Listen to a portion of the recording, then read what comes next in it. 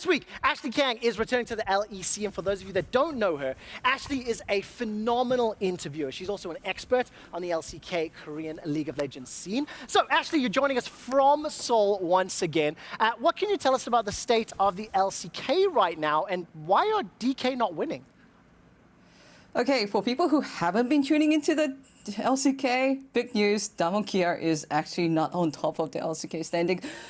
I think two things happened. Number one, the meta shifted towards less jungle carry and more bot lane carry, which kind of broke the existing synergy that Damwon Kia used to have. And also, the bot lane of the team is kind of struggling right now. So they're kind of contesting 4th place in the LCK alongside Liv Sandbox. Above them, we have T1, who have recently been making resurgence. Genji Esports, who have just been knocked down from the 1st place by Nongsin Red Force, who sits on top of the LCK. Oh, you just said T1 are making a resurgence. That makes me very happy. I saw recently that Faker just played his 650th LCK game. How is Faker and obviously the rest of T1 doing as we're heading later into summer?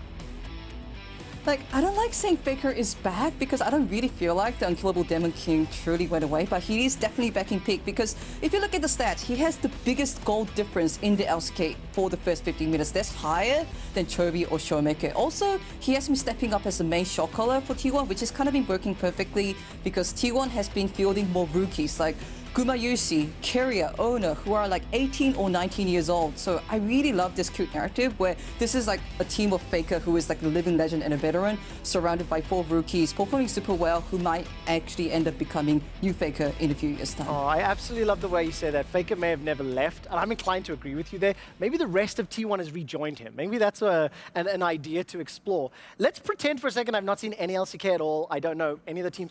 What is an NS, and how are they the new LCK super team? Okay, so if Nongsim is a relatively new team, but if you don't recognize the name Nongsim Red Force, you will definitely recognize the name Peanut because Peanut is the veteran of the team as he is surrounded by relatively younger players like Guri, Dukdam, and Rich. But what I love about Nongsim is the power of friendship, as the LCK casters would love to say, because this is not a flashy team that wins lanes at level 2, but has insane team fights. Some people draw comparisons to 2019 Griffin with them. So if they keep performing with this consistency, we might see another Suni going into 2021 Worlds.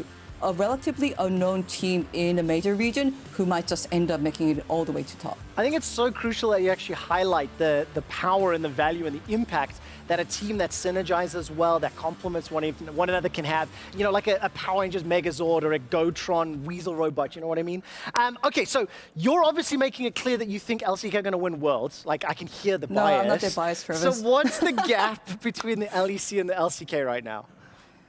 Okay, my huge LCK bias aside and as a neutral perspective, That's so hard, I can hear it, I can hear it.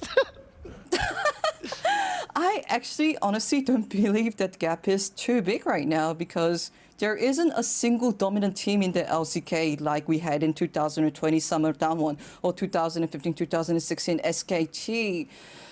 Like, Mad Lions took Damwon Kia all the way to 5 games back in the MSI semifinals, and I see a variety of playstyles in both LEC top teams and the LCK top teams.